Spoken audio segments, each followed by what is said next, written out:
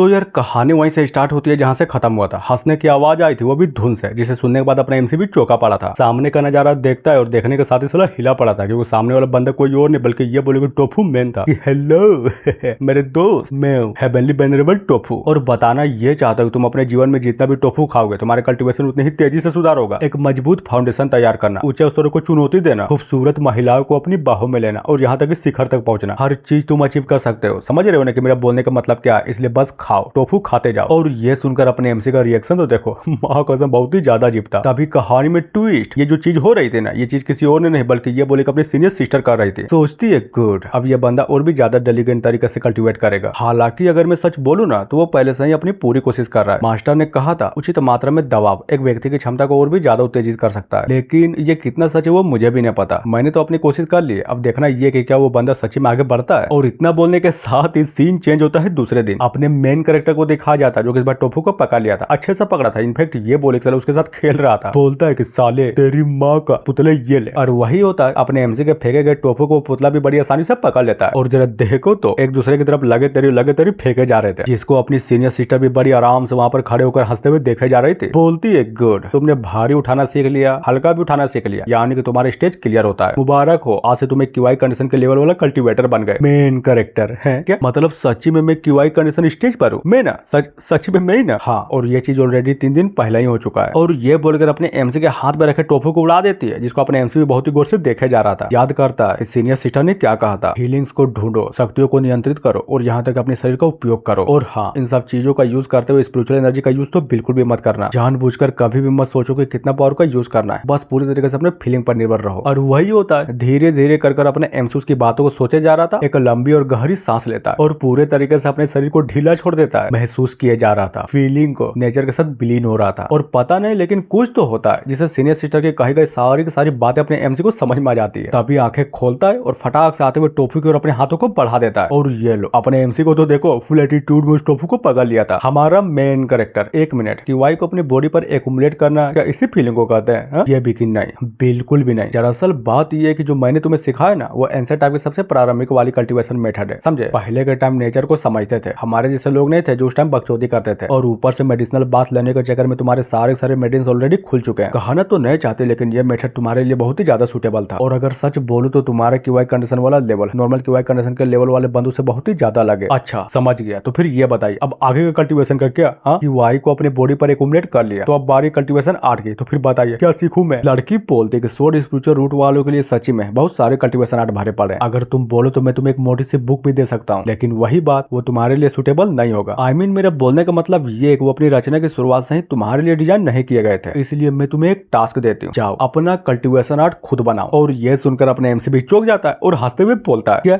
सच्ची में cultivation art, वो भी खुद का? पागल हो गई हो क्या? ये सिर्फ एक एक्सपर्ट ही कर सकता है, समझ रही हो ना? EXPERT, expert. और मैंने तो अभी जस्ट अपनी बॉडी पर क्यूआई को एक्युमुलेट करना ही सीखा, और आप चाहती है, आई मीन आप ये बोल रहे कि मैं अपना खुद का कल्टीवेशन आर्ट बना लूं? औकात नहीं है मेरी, समझी? लड़की भी लाइक, लेकिन कल्टीवेशन आर्ट बनाना उतना भी हार्ड नहीं जितना तुम समझ रहे हो। जब मैं सेट के लिए मिशन किया करती थी ना, तो मैंने खुद के दम पर लिटरली में बहुत सारे कल्टीवेशन आर्ट बनाए थे, फिर बाद में उन सभी को सेट में दे दिया और ये बोल दिया कि ये मुझे सीक्रेट ड्रीम से मिला है। हालांकि वो बात अलग है कि बाद में पकड़ी गई, वो लोग समझ गए कि ये सीक्रेट ड्रीम का नहीं है, बल्कि ये सारी आर्ट्स को मैंने बनाया था। जिसे सुनने के बाद कल्टीवेशन आर्ट को सच्ची में इतना आसानी से बनाया जा सकता है, ये सुनकर अपने एमसी का फटा ही रह जाता है। सोचता है कि बाप रे, आखिरी लड़की क्या कर रही है? मैं ईमानदार आदमी हूँ, कम से कम मुझे बेवकूफ तो मत बनाओ। और अगर सच में ये सच है तो नहीं पता ये अपना कंपैरिजन मुझसे कैसे कर सकती है? कल्टीवेशन आर्ट बनाना, वो भी खुद के दम पर, क्या सच में ये पॉसिबल हो सकता है? मुझसे तो घंटा भी नहीं होगा। और अपने एमसी के इस तरह के रिएक्शन को देखकर लड़की बोलती कि क्या हुआ, तुम ठीक तो ना? बिल्कुल, मैं ठीक हूँ और आपकी बात माँ कसम 100% राइट है। तभी एक किताब को देते हुए बोलते कि ये लो, ये रहा तुम्हारे लिए बुक, जहाँ पर अपने एमसी लेता भी है और उस बुक की एनर्जी को फील करते हुए मन ही मन सोचा जा रहा था कि साला इतना खतरनाक लेवल का ओरा। याद आया, मैंने स्क्रिप्चर पवेलियन में पढ़ा है, प्राचीन सोड कल्टीवेटरों ने राक्षसी जानवरों के साथ जीवन और मृत्यु के संघर्ष के दौरान अपनी पहली तलवार के इरादे को समझा। सीनियर सिस्टर का मतलब बहुत स्पष्ट है, वह चाहते हैं मैं इस किताब को अपने स्वयं के तलवार के इरादे को समझने के लिए पढ़ूं। आइडिया अच्छा है। और तभी अचानक से खुश हो जाता है कि समझ गया, आपके बोलने का सारा मतलब मैं समझ गया। जहाँ पर वो भी अपने एमसी की बातों सुनकर उसको एक तलवार को देते हुए बोलते कि ठीक है, अगर तुम समझ गए तो फिर ये तो तुम कर ही सकते हो। प्रैक्टिस एक्यूरेसी मांगती है। अब से तुम्हारा अगला कदम होगा तलवार की नोक से टोफू को आकार देना। इस किताब में जितने भी बीस्ट है ना, उन सभी का मूर्ति बनना चाहिए। ओके, एमसी भी लाइक, क्या मतलब मूर्ति बनना चाहिए? और पीछे से टोफू के साथ आते हुए पुतले को नोटिस कर लेता है, जिसको नोटिस करते हुए अपने एमसी भी पूरा पूरा डरा पड़ा था, मन ही मन रोए जा रहा था कि न